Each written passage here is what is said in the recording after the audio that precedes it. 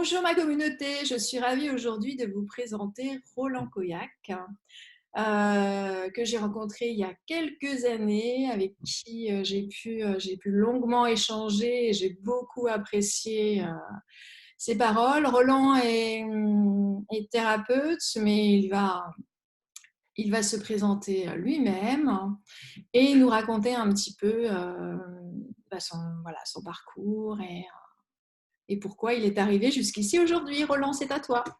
Merci, merci pour ton invitation. C'est vraiment, ça me touche beaucoup, Corinne, après tout ce temps. Écoute, moi j'ai de formation initiale, je suis ergothérapeute diplômé d'État, sophrologue depuis plus de 30 ans, et j'ai une formation scientifique de base. Mais j'ai toujours été touché par l'aide à autrui, enfin, toujours une sensibilité en tout cas à aider ou à sourire à une personne âgée, enfant, en tout cas une inclinaison vers l'autre. Et il se trouve qu'au fil de ma vie, c'est un peu quelque chose qui m'a un peu sauvé la vie quand même. Euh, je me suis retrouvé dans le démarrage de vie avec un parcours un peu compliqué qui aurait fait que ça aurait pu assez mal se terminer l'adolescence ou voire jeune homme. En fait, quelque chose qui était compliqué, c'est devenu pour le coup une force.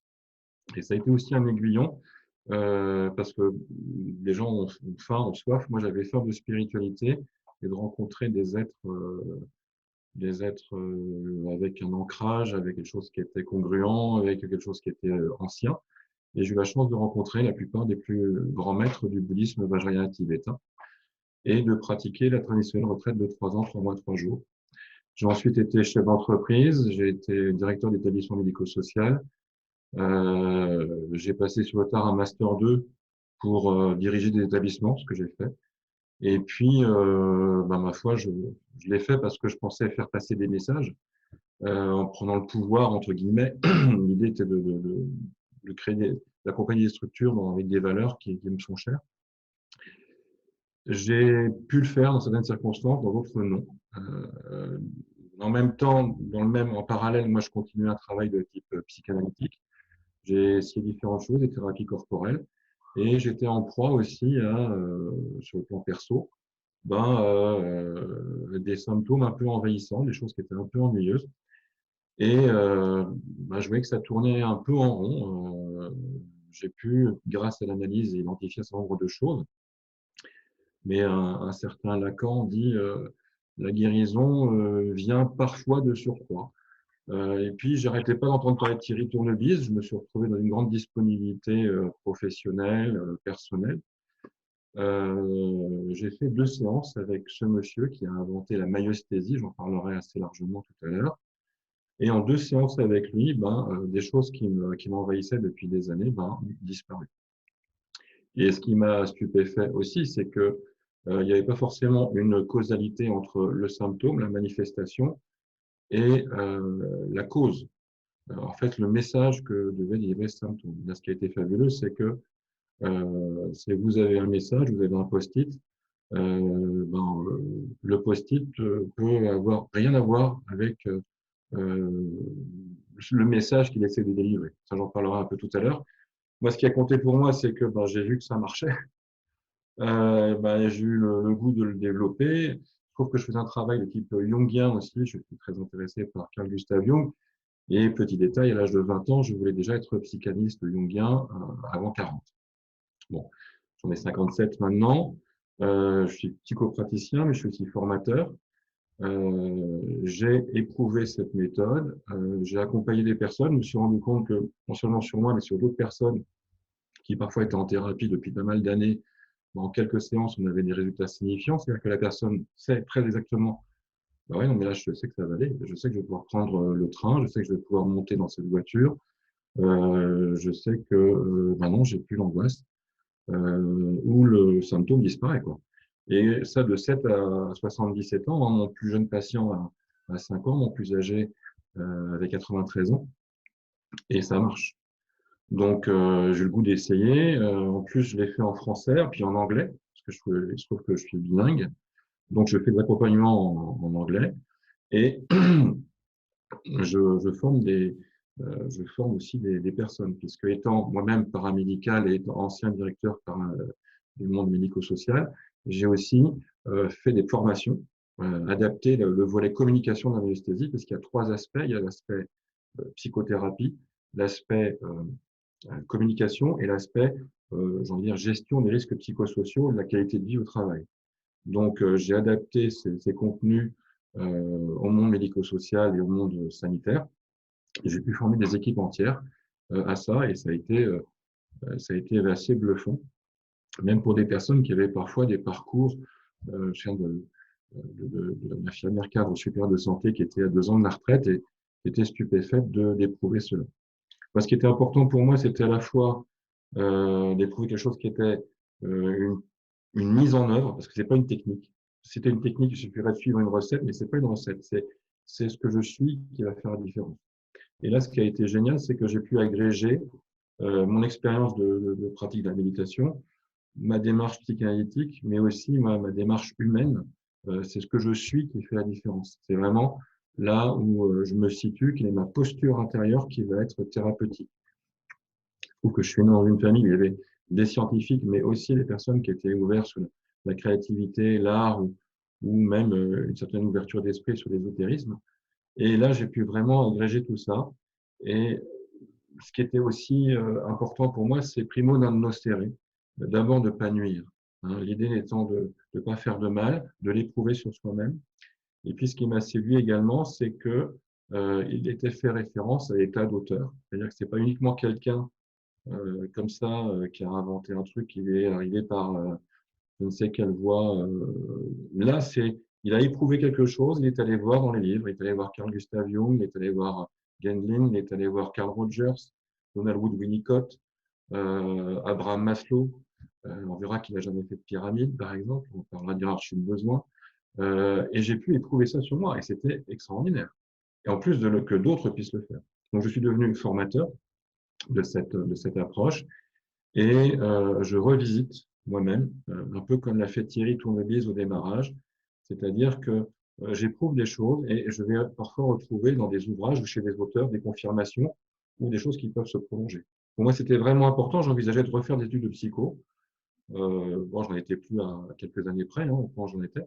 Mais très franchement, là, quand j'ai découvert ce site, quand j'ai découvert les presque 3000 pages en ligne qui sont là, j'ai tout lu. Et puis, je me suis mis je me suis mis au travail. Ça a vraiment été une transformation. Non seulement sur le plan professionnel, mais aussi sur le plan personnel. Il y a quelques mois de ça, je m'étais dit, bon, écoute, ce serait peut-être plus raisonnable de repartir sur un poste sur un CDI. Et en fait, la vie m'a vraiment clairement expliqué que non, non, tu fais ce truc-là. Il m'a vraiment mis sur les rails. Hein. Ça a été assez clair. Donc, je suis psychopraticien en myosthésie, je suis formateur, et puis, ma foi, j'essaye de faire des ponts. Euh, pour moi, c'est très, très, très important d'être congruent entre ce que l'on dit, ce que l'on fait et ce que l'on dit. Et là, pour le coup, cette démarche, elle est géniale, parce qu'on peut pas, à la fois, on a vraiment les pieds bien ancrés sur terre, on a vraiment la tête dans les étoiles. Mais la tête dans les étoiles, pas un truc délirant. Ça aussi, parce que j'ai vu des tas de choses.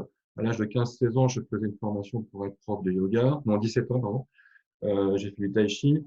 J'ai vu des choses un peu rock'n'roll.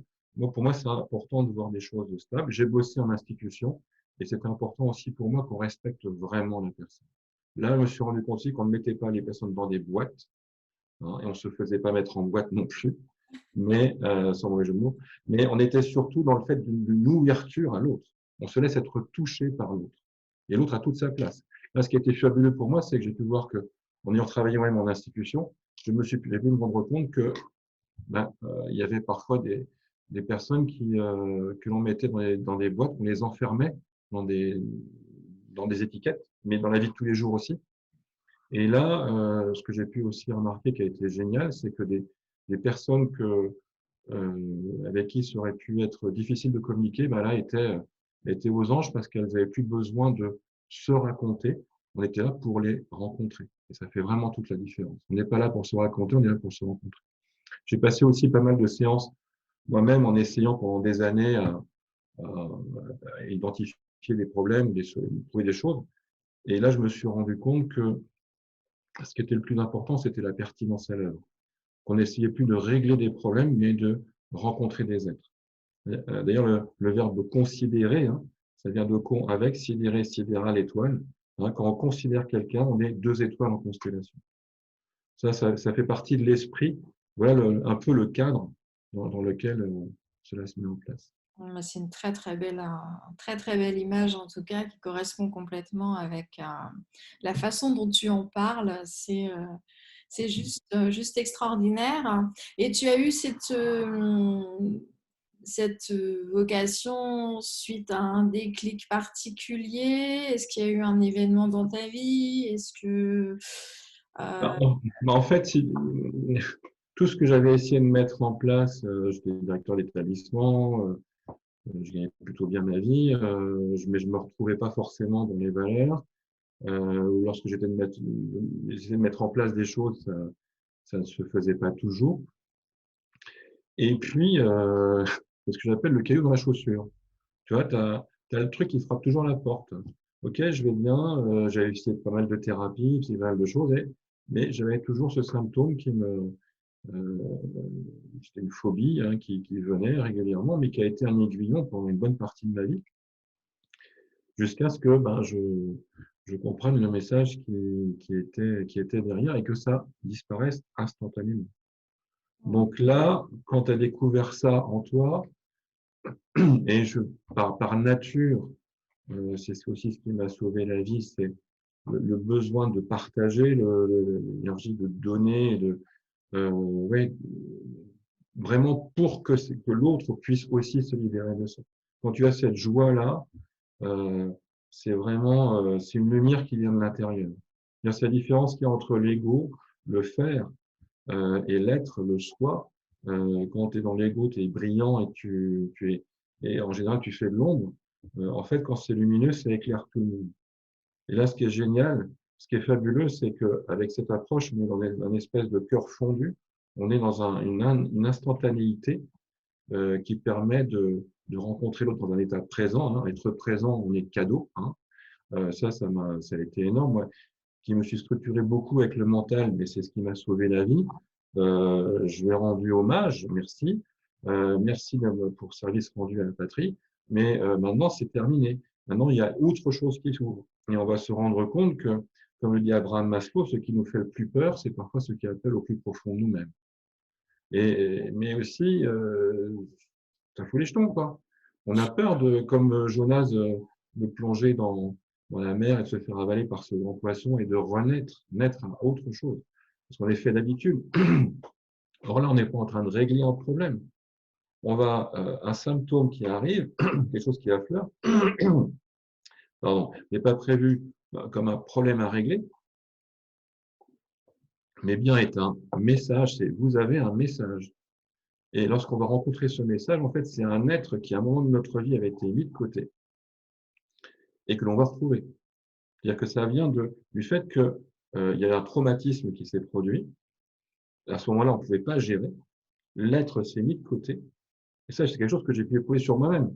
Donc, si tu veux, ça a été vraiment une porte d'entrée phénoménale. Un être qui a été mis de côté, qui avait vécu un truc compliqué, sur lequel j'avais passé mais j'avais parlé des centaines et des centaines de fois. Et je fais la séance avec Thierry Tournevis et en fait, je suis allé rencontrer l'être que j'étais à ce moment-là, le petit garçon que j'étais à ce moment-là. C'est-à-dire que dans un traumatisme, il y a un événement, une émotion, et 9 fois sur 10, on oublie celui qui a vécu le traumatisme. Et là, quand je suis allé rencontrer le petit garçon que j'étais, qui a vécu ça, j'ai vu que c'était un être lumineux, qui avait un être qui était plein de vie. C'est-à-dire que c'est très étrange, d'ailleurs, parce que c'est un autre être de toi, mais c'est comme si tu retrouvais un ami, quoi. Tu le connais, hein. Mais c'est un sentiment de déjà vu, mais oui, bien sûr. Tu savais juste pas qu'il était là. Sauf que tu pars avec un problème et tu reviens avec un déploiement. Tu reviens avec d'autres êtres. Donc tu deviens ce déploiement, cette richesse, et le corps, pour le coup, est aussi un interlocuteur privilégié. Même si je fais pas d'exercice physique on a un entretien, souvent des personnes me disent, je suis épuisé, je vais dormir en sortant, ou alors j'ai l'impression d'avoir fait 3 heures de salle de sport, quoi.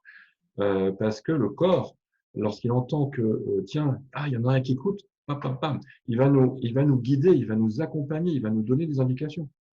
La personne va dire, non, tiens, j'ai mal au ventre. OK, vous pouvez porter votre attention sur le corps, oui. Est-ce que cette douleur, c'est celle que vous aviez quand vous étiez enfant, que il vous est arrivé ça? Ah bah oui. Et là, le lien se fait. Et moi, j'ai pu faire le lien avec ça, et j'ai pu accompagner d'autres personnes qui avaient parfois des traumatismes, des choses qu'elles traînaient depuis très très longtemps. Sauf que on est allé relier à celle qu'elle était. Je prends l'exemple d'une femme qui pouvait pas faire plus de 20 kilomètres en voiture. Lorsque on va rencontrer, on discute, je dis, mais en quoi ce serait dangereux de conduire sur cette route? Ben, il y a des nids de poules. Je dis, ben, portez son attention dessus. Elle me dit, oh non, pas encore ça. Et elle se revoit peut-être 25 ans avant. Il y a eu un accident, pas de voiture, hein, de chantier, et elle avait des trous. Elle dit, mais cette histoire, je l'ai racontée mais des centaines de fois.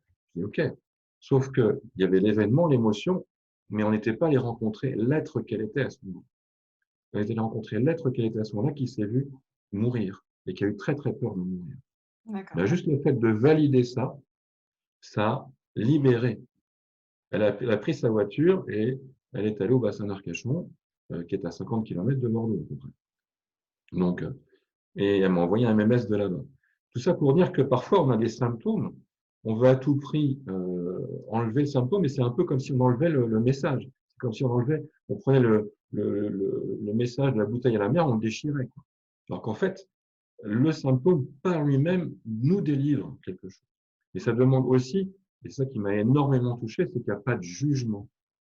On n'est pas dans, on n'est pas dans d'essayer de mettre quelqu'un dans une boîte. On est vraiment dans un accueil inconditionnel de l'autre. Et ça, l'autre, il le sent. On le sait en neurosciences maintenant. Ils font des études maintenant de marketing, que si intérieurement, je suis vraiment dans une ouverture par rapport à toi, et ça, tu peux être à l'autre bout de l'univers, bah, ça marche. Parce que la personne sent qu'elle est accueillie pour elle, que je ne suis pas focalisé sur ton message. Mmh. Par exemple, quelqu'un qui appelle à 2 heures du matin, dit, écoute, ton meilleur pote, je veux mourir. Si je ne suis pas dans un accueil de ce qu'il est lui et où je suis uniquement focalisé sur son message, bah, bien évidemment, et tout le monde ferait la même chose, la première chose, c'est d'essayer de lui sauver la peau, qu'on n'a pas envie qu'il le fasse. Mais on ne va pas forcément être au bon endroit. Souvent, des personnes ne sont pas entendues là où elles sont. Une personne qui est en fin de vie, parfois, sa famille ne peut pas l'entendre, qu'elle a peur de mourir ou qu'elle a comment elle se sent par rapport à ça. Parfois, c'est compliqué au niveau de l'accompagnement médical. Et parfois, juste d'avoir quelqu'un qui puisse entendre, ah ouais, ok. Et vous allez mourir et vous avez peur, ou tu as envie de te suicider. En quoi ce serait mieux pour toi de te suicider? Alors que bien souvent, on va engueuler la personne, mais quand même, tu te rends compte, tu as tes enfants, tu as une famille, tu ne veux pas leur faire ça. Ou alors on va le manipuler, on va lui dire, mais quand même, tu te rends compte, moi je serais malheureux si tu fais un truc pareil. Ou alors on va pas entendre. Allez, viens boire un coup. Tu as vraiment des idées noires en ce moment. Et en fait, il est niais. Ou il est niais, ou il est engueulé, ou il est pas. Je dirais, il y a une manipulation. Donc, manipulation, conflit, fuite. En général, on va gérer là-dessus. Idem par rapport à quelqu'un qui est en fin de vie. On ne sait pas trop comment le rencontrer. On n'a pas envie de lui parler de ça, donc on regarde ailleurs. Et lui, il veut pas nous faire de peine, il nous le dit pas, mais il se rend invisible. Donc, on a un aveugle qui rencontre un invisible. Donc, en fait, si on pouvait se rencontrer, ben, on ferait peut-être et sûrement de bien belles rencontres. Tout ça pour dire que moi, ce qui m'a vraiment motivé dans cette approche, c'est qu'il y a une démarche profondément humaniste, profondément simple, profondément terre à terre. C'est vraiment près du plancher des vaches. Moi, c'est quelque chose que j'ai beaucoup apprécié avec mes maîtres tibétains, c'est que à la fois on peut parler de choses extrêmement profondes et en même temps être dans des choses très carrées, très posées, hein. Par exemple, un maître comme Guru Rinpoche dit, mon esprit est aussi vaste que l'espace, mais mes actions sont aussi fines qu'un grain de farine. C'est-à-dire qu'il y a à la fois cette notion d'une ouverture complète, et en même temps d'une précision, je voudrais pas dire chirurgicale, mais peut-être un laser. Hein. Hein, le laser, c'est une lumière qui se réfléchit, qui réfléchit aussi, hein, et elle se réfléchit plusieurs fois jusqu'à ce qu'elle devienne cohérente. Et bien là, c'est pareil.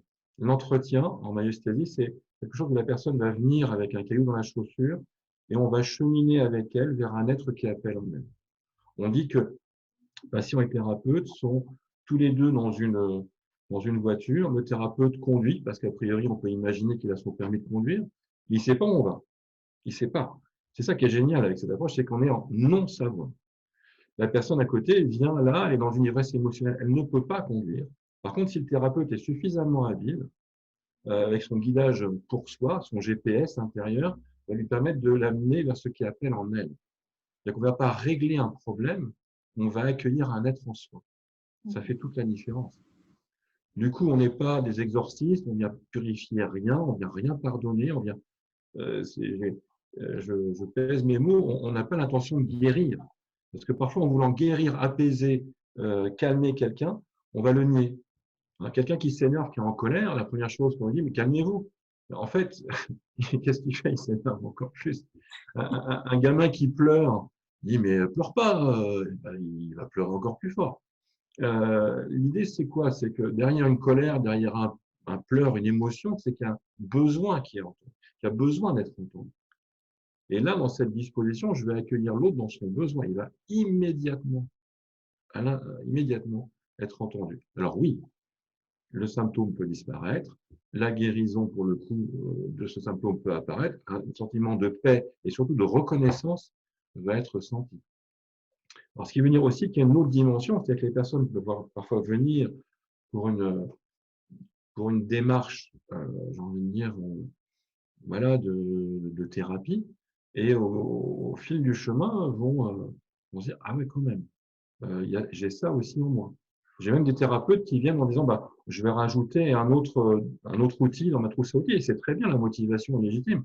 Et puis au fil du chemin, se rendre compte que, ah oui, mais ce qui est le plus important, c'est comment moi je suis, parce que on est dans une rencontre humaniste. Je pourrais très bien m'appeler accompagnant humaniste.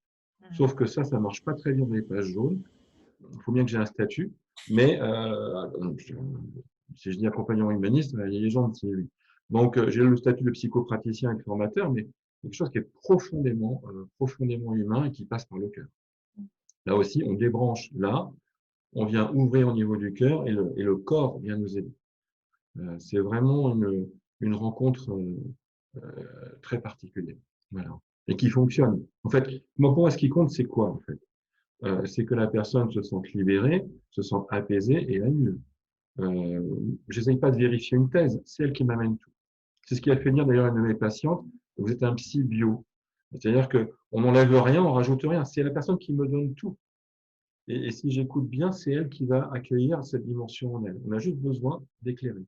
Ce qui veut dire qu'au gré du chemin, ben aussi, la personne va venir avec un problème, mais au bout d'un moment, elle va être appelée aussi parfois à des dimensions plus importantes en elle. On va appeler un déploiement, on va avoir un sentiment, tiens, je trouve cet espace en moi, et je retrouve des choses que j'ai rencontrées en méditation, avec Carl Gustav Jung, avec son Liber Novus, le processus d'individuation, Eckhart Tolle en ce moment, enfin, je veux dire, Eckhart Tolle, enfin, dans ses descriptions des espaces dans lesquels on est dans ce présent là, cette rencontre, cet espace intérieur, ce déploiement intérieur, l'autre va le ressentir et il va y avoir un espèce de cœur fondu.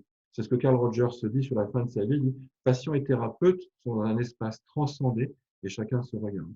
Donc, pour ça que j'ai créé, entre autres, sur Facebook, un groupe Mind, qui s'appelle Myostésie, Individuation, Déploiement, Spiritualité, parce que pour démontrer de manière pragmatique, pratico-pratique, j'éprouve des choses, on se met en situation et on va rencontrer d'autres dimensions en soi qu'on puisse partager là-dessus. C'est pas un prosélytisme par rapport à cette approche-là. Cette approche est l'une des approches qui existent, qui fonctionne bien, mais il se trouve que ça se marie bien avec toutes les autres approches et je fais des ponts.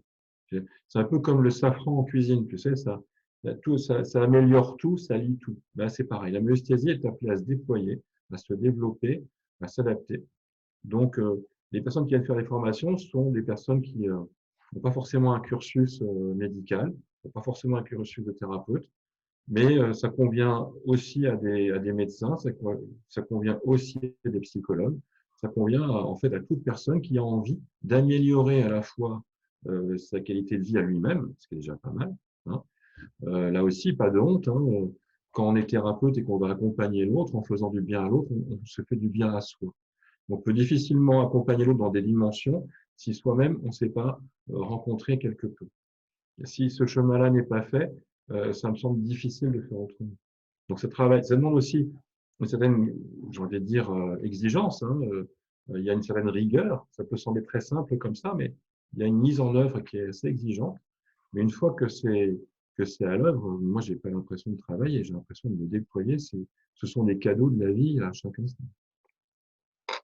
Ouais, je te comprends tout à fait, je te rejoins vraiment à 100% sur ce que tu viens de dire. C'est vrai que je suis moi-même thérapeute, hein, et c'est vrai que ce que j'aime partager avec les gens qui viennent me voir, c'est effectivement c'est cette expérience, cette expérimentation des chemins que j'ai pu parcourir, hein, et qui des fois peuvent être des réponses extraordinaires à des problématiques qu'on pense parfois insolubles ou Mmh. très très compliquées à régler. Roland, donc tu es toi sur Bordeaux. Quelle est ton activité? Comment les gens font pour te rencontrer? Qu'est-ce que tu proposes? Ouais, j'ai un site qui s'appelle rolandcoyac.fr. On va mettre le lien après la vidéo. Autrement, pour me rencontrer, ben, voilà, il y a mon téléphone, il y a mes mails. Je fais les entretiens en présentiel ici à Bordeaux. Je suis pas loin de la gare Saint-Jean, donc c'est assez facile et c'est très facile d'accès par train, tram, avion peut-être un jour, enfin, quand il reviendra un peu plus. Et je fais aussi l'entretien par Zoom. Hein, depuis le confinement, ça s'est vraiment démultiplié et ça marche aussi bien. Ça marche même juste au téléphone. Euh, donc, et je le fais en français et en anglais. Je fais mes formations autrement ici sur Bordeaux, mais je fais tout le cycle et j'accompagne jusqu'à la certification. Mais je fais aussi des journées de pratique, de supervision, pour que chacun puisse progresser selon son rythme. Et je le fais pareil en présentiel et par Zoom. C'est-à-dire que je fais aussi des formations en ligne. Donc, c'est possible aussi. Si j'ai suffisamment de personnes, ben, je m'organise. On va privilégier le présentiel, mais parfois, on n'a pas trop le choix, quoi. Donc, surtout quand il y a cette histoire de confinement avec tout le contexte sanitaire actuel. D'accord, très bien. Bah, écoute, merci en tout cas. Tu avais quelque chose à rajouter, non? Oui, je crois que j'aime bien cette parole de Nietzsche. Il faut avoir eu du chaos en soi pour enfanter une étoile qui danse. Oui, tout à fait. Je dis pas qu'il faut avoir souffert, il faut avoir souffert pour souffrir. Oh, il faut avoir souffert pour être heureux, mais je pense que ce chemin-là, c'est vraiment un chemin de pertinence. Et que aussi, tu parlais aussi des échanges, d'être thérapeute. Je crois que c'est vraiment important de faire la différence entre le réel, la réalité et les vérités. Le réel expérientiel que nous, on peut vivre, quand on va être dans ce cœur fondu, cet échange, cet accueil inconditionnel de l'autre, n'a rien à voir avec une réalité forcément admise par tous. Là, c'est expérientiel. On est vraiment dans ce domaine-là. On ne cherche pas non plus à démontrer une vérité. La personne a toute sa place pour se déployer, pour être rencontrée. Oui, tout à fait. Bah, Roland, merci beaucoup en tout cas pour cet échange. Merci à toi. Donc pour ceux qui nous regardent, hein, je mets sous la vidéo, enfin non, pour le coup, au-dessus de la vidéo, puisqu'elle va être diffusée sur Facebook en priorité, en principal. Donc je vais mettre le lien de ton groupe, hein, également le lien de ton site pour que les gens puissent te retrouver facilement. Et puis comme je vais te taguer également sur Facebook, ils pourront aussi te contacter en dehors de ton site et en dehors du groupe Minds. En tout cas, merci beaucoup pour ce bel échange. Merci à toi. Et puis, je te dis à très très vite. À très très vite. Bonne route, que les vents vous soient favorables. Merci Roland, à très vite. Au À revoir. bientôt. Au revoir.